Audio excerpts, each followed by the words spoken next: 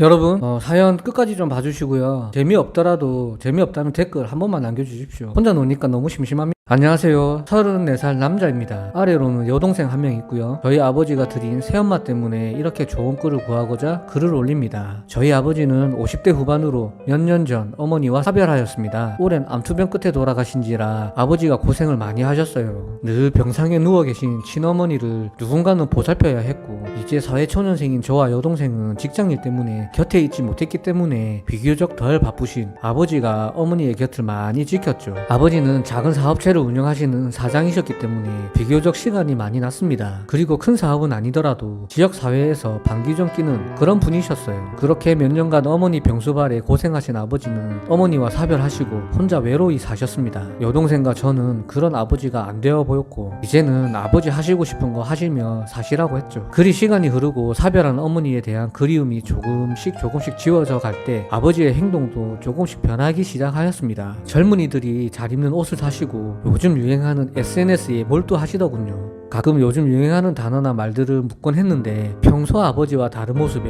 적응이 잘 되지 않더군요. 그리고 얼마 지나지 않아 아버지가 갑자기 가족 식사 자리를 마련했습니다. 그날도 저는 퇴근을 하고 아버지가 불러주는 식당으로 가서 여동생과 먼저 앉아 이런저런 이야기를 나누고 있었는데 룸에 들어서는 아버지를 보고 좀 놀랐습니다. 아버지 옆에는 아주 젊은 여자가 짙은 화장을 하고 아버지의 팔짱을 낀 채로 들어서더군요. 끽해봤자 한 40 초중반 정도로밖에 보이지 않는 여자는 우리를 보며 싸구려 미소를 날렸고, 어리둥절한 저희 남매는 무슨 말을 먼저 어떻게 꺼내야 할지 몰라 했습니다. 오래 기다렸냐? 여기 인사해라. 아빠랑 사랑하는 사람이다. 앞으로 자주 볼 거야. 안녕 얘들아. 너희들이 우리 오빠가 늘 자랑하던 이쁜 아들 딸들이구나. 반가워. 아빠의 여자친구한테 뭐 궁금한 거라도 없니? 엄마라고 생각하고 편히 대하거라.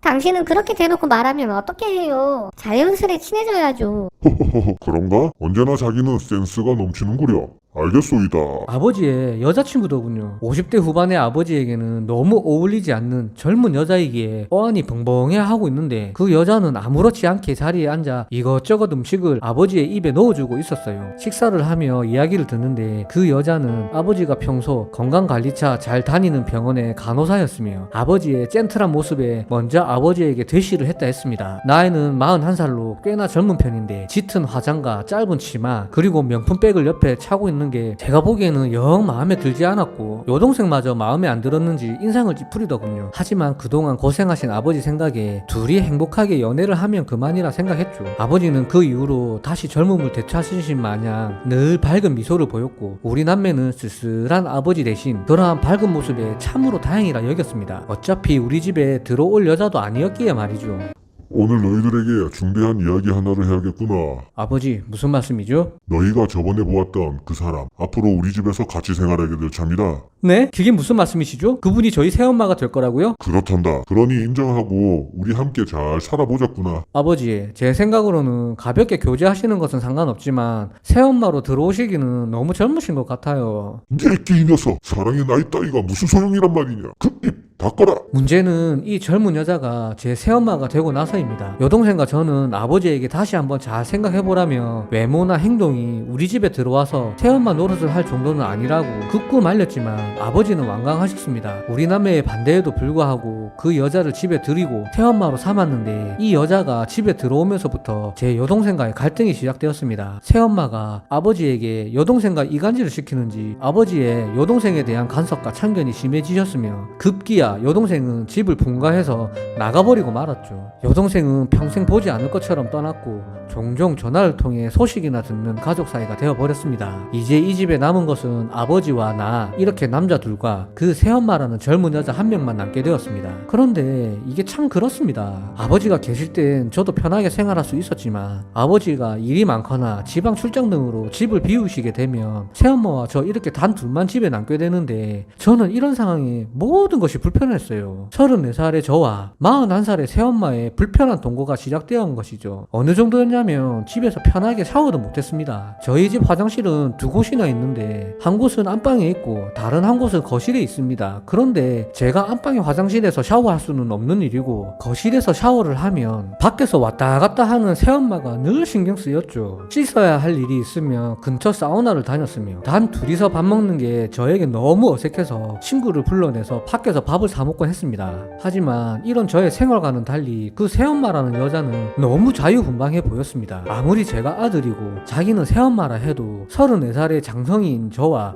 단 둘이 있음에도 버젓이 있는 안방의 화장실이 아닌 거실 화장실을 이용해서 샤워를 했고, 샤워 후에 옷 또한 입지 않고 아주 얇은 목욕 가운 하나만 걸치고 머리에 수건을 두른 채 제 앞을 아무렇지 않게 지나다녔습니다. 단 둘이서 밥 먹는 게 어색해서 친구를 만나러 나가려 치면 새엄마는 아들 뭐 먹고 싶냐며 간단히 맥주라도 한잔 할 테냐고 묻기도 일쑤였습니다. 역시 그럴 때면 전 나가서 친구랑 먹겠다고 회피하는 그런 식이었죠. 집에서 생활할 때도 늘 짧은 반바지에 피부가 드러나는 작은 옷들을 입고 다녔는데 저는 정말 불편했어요. 그런 새엄마의 행동들이 점차 심해진과 동시에 언제부턴가 저를 보는 눈빛도 달라져 있음을 느꼈습니다. 끈적한 눈빛으로 쳐다보는데 뭔가 할 말이 있는 듯 없는 듯 하는 그런 표정으로 보다가도 아버지가 오시면 아무 일 없었다는 듯 아버지에게 안기고, 제가 출근을 한다 치면 제 엉덩이를 툭툭 치면서 잘 다녀오라고 했으며, 제가 회사에 있을 때는 이제는 카톡 메시지도 보내더라고요. 세윤아, 회사니? 너 요즘 나랑 대화도 안 하려 한다. 왜 그래? 내가 여자로 보이니? 어머니 무슨 말씀이세요? 여자로 보이다니요. 그러지 말고 솔직하게 이야기해봐. 아니면 언제 한번 둘이서 술이라도 한잔 하는 게 어때? 전 어머니랑 할 말이 없어요.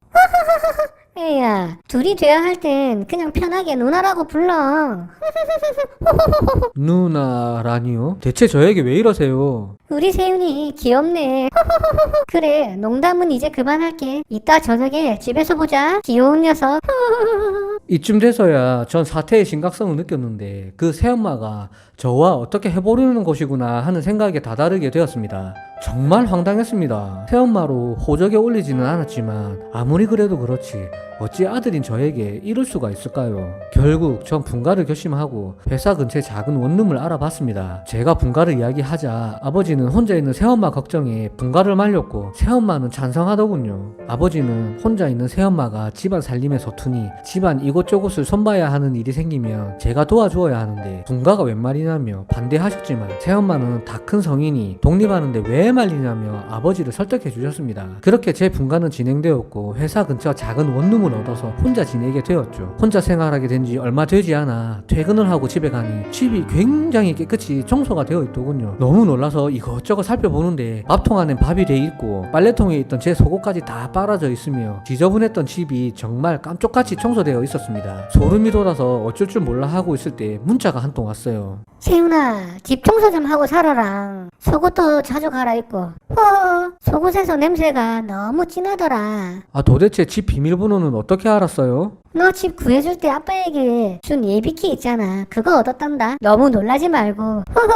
아, 도대체 저에게 왜 이러세요? 세윤아, 아직도 모르겠니? 나 너 마음에 들어. 제가 마음에 들다니요. 정신 좀 차려요. 당신은 제 새엄마예요. 그래, 너보다 잘 알고 있단다. 넌 그런 걱정 안 해도 돼. 넌 내가 시키는 대로 따라오기만 하면 돼. 이제 둘이서만 이야기할 땐 새엄마라는 말도 하지마. 알겠지? 편하게 누나라고 해, 누나. 이제는 노골적으로 제게 들이대는 새엄마였습니다. 제가 없을 때 집에 와서 청소며 빨래며 다 해놓고 갔고, 그러지 말아달라고 누차 이야기했음에도 그런 행동과 연락은 끊이지 않았습니다. 이대로 사이가 유지되다가는 큰일이 날 것 같은 예감에 도저히 원하는 게 뭐냐고, 왜 이런 식으로 나를 괴롭히냐며 물었는데 바로 대답을 해주지는 않았습니다.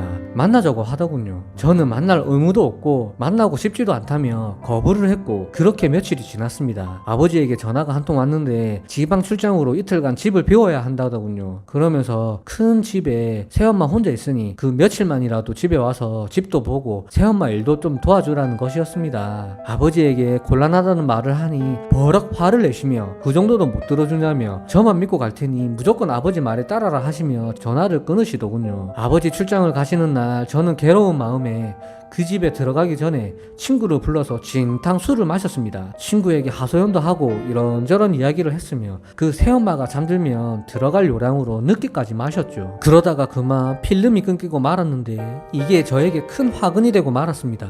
새벽에 목이 말라서 일어나니 안방 침대에 그 새엄마와 제가 알몸인 채로 누워있더군요.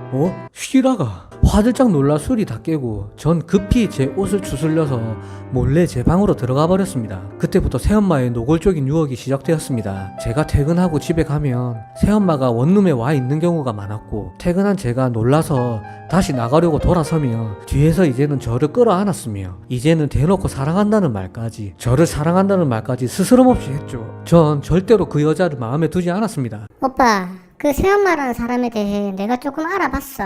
완전 장난 아니야. 뭐라고? 그게 무슨 말이야? 장난이 아니라니? 그 여자 아무래도 우리 아빠 재산 노리고 일부러 들어온 것 같아. 아빠는 벌써 그 여자와 혼인신고까지 한 상태라고.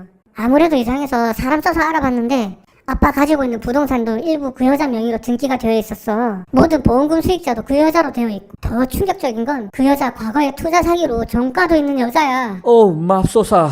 아버지와 저 그리고 새엄마와의 사이에서 혼자 갈등을 하며 괴로워하고 있을 때쯤 충격적인 사실을 알게 되었습니다. 아버지는 이미 그 여자를 혼인관계로 등록을 했으며 집 재산의 일부를 그 여자 명의로 돌려놓은 것이죠. 그리고 아버지가 혹시나 잘못되면 모든 보험금의 수익자를 새엄마로 돌려놓았더군요. 이 사실을 제 여동생을 통해 알게 되었는데 그땐 정말 놀라 까무러쳤습니다. 처음부터 그 여자를 탐탁치 않게 생각했던 여동생은 사람을 써서 그 여자에 대해서 조사를 해보았고 그 과정에서 아버지의 그런 행동도 알게 된 것이랍니다. 그리고 그 여자에게 전과도 하나 있었는데 투자 명목으로 여러 사람의 돈을 받아서 가로챈 사기 혐의도 있었더군요. 정말 놀랐습니다. 아버지의 재산 일부가 그 여자에게 가 있다는 것 사실에 아버지에 대한 원망과 그 여자에 대한 분노가 치밀어 올랐고 이 사실을 분명 아버지에게 알려야 한다는 생각만 들더군요. 하지만 제가 얼마 전 술을 먹고 실수한 것에 대한 생각이 떠오르자 망설여지긴 마찬가지였습니다. 그 일만 없었어도 당장 이 사실을 폭로했었을 겁니다. 바로 아버지에게 알리는 것은 뒤로 미루고 그 새엄마라는 여자를 만나서 이야기를 했습니다. 우리가 알게 된 이 모든 사실과 당신이 이 집에 들어온 목적이 뭐냐고 그렇게 물으니 그제서야 슬슬 본색을 드러내더군요.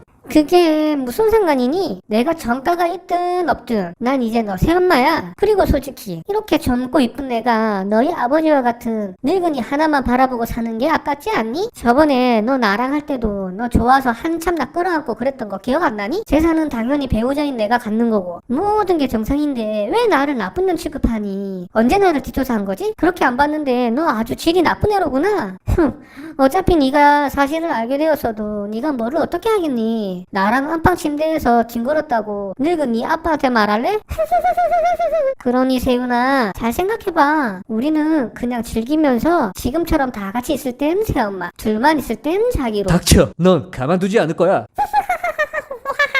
세윤아 사랑해. 이야기를 마치고 헤어진 후 부들부들 떨리는 심장으로 혼자 차 안에서 스마트폰을 열었습니다. 폰을 열어서 방금 전 녹음된 대화를 다시 들었습니다. 그 사실들을 아버지에게 정확히 알려야 했기 때문에 그 전에 그 여자와의 모든 대화를 폰으로 녹음을 했던 것이죠. 물론 그 녹음 속에는 얼마 전 술을 먹고 내가 그 여자와의 실수한 내용도 있었지만 어쩔 수 없었습니다. 아버지를 보지 않게 되는 한이 있더라도 이 사실을 알려야 했기에 어떤 식으로 이야기를 꺼낼까 생각하다가 저뿐만 아니라 여동생도 이런 사실을 정확히 알 필요 있다 생각했기 때문에 하루 날 잡아서 그 여자를 뺀 가족을 모았습니다. 말을 꺼내기 무척 어려웠지만 저는 모든 걸 내려놓는 심정으로 하나하나 이야기를 풀어나가기 시작했고 역시나 아버지는 많이 놀라는 눈치셨지만 믿으려 들지 않으셨습니다. 결국 저는 그 여자와의 대화 내용을 녹음한 파일을 재생시켜서 그 자리에서 아버지에게 들려드릴 수밖에 없었고 그 녹음을 들은 아버지는 뒤로 쓰러지고 말았습니다. 잠깐 후 정신을 차린 아버지는 차분한 목소리로 모두 함께 집에 같이 들어가자는 말씀 외에는 별다른 이야기를 하지 않으셨습니다. 셋이 함께 집에 들어가자 그 여자는 의아해서 물었고 아버지는 당장 짐을 싸라고 그 여자에게 이야기를 하더군요. 그제서야 그 여자가 눈치를 챘는지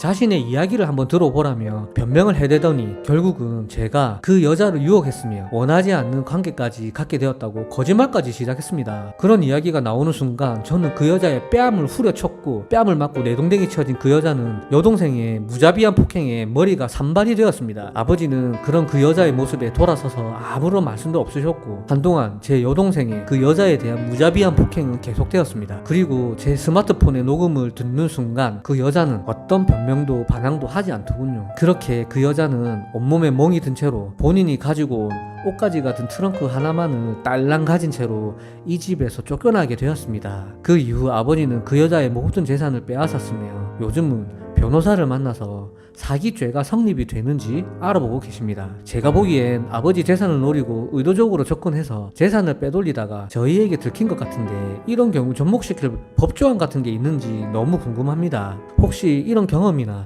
비슷한 경우를 겪으신 분이 계시다면 이 여자의 죗값을 치르게 할 방법이 없는지 꼭 조언해 주시기 바랍니다. 꼭 부탁드립니다. 와. 여러분, 나이 드신 아버지가 새엄마를 집으로 들이고 그 새엄마가 자기를 유혹해가지고 한번 이거는 그거네, 사랑과 모자 사이